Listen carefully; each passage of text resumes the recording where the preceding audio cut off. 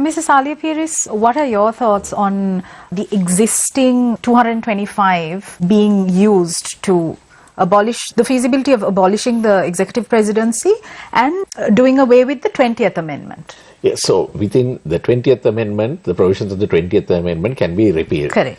By a 21st Amendment. You can go back to the 19th Amendment stage, of course, with perhaps certain adjustments. So, for instance, under the 20th Amendment, the number of Supreme Court judges were increased. Now, you cannot go back to the old numbers. But subject to that, I think you can go back to the 19th Amendment. Or ideally, I would say go back to the 17th Amendment, where the Constitutional Council had 5 persons from society who were distinguished, as against 3 in the 19th Amendment. The 19th Amendment had more parliamentarians. Correct, yeah. But so it can be done within the existing constitution.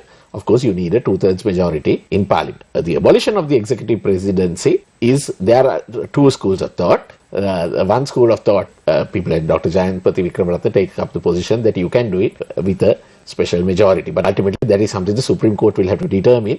Previously, I think the Supreme Court has held in its determinations that where you touch on the executive powers of the presidency, that might go back, reflect on sovereignty of the people, and therefore you might need not only a special majority but a referendum.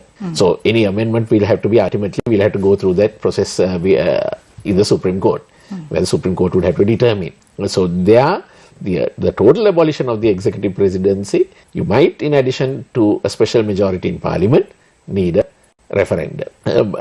But again, that is something which has to be tested.